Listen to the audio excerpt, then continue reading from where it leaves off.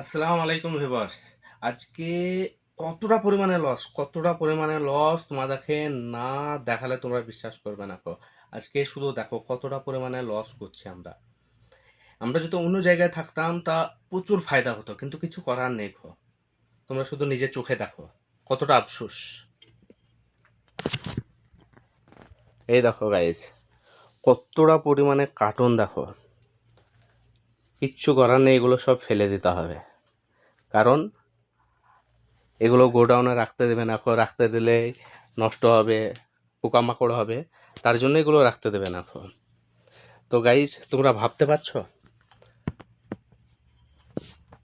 তো গাইজ তোমরা ভাবতে পারছো কতটা পরিমাণে লস করছি।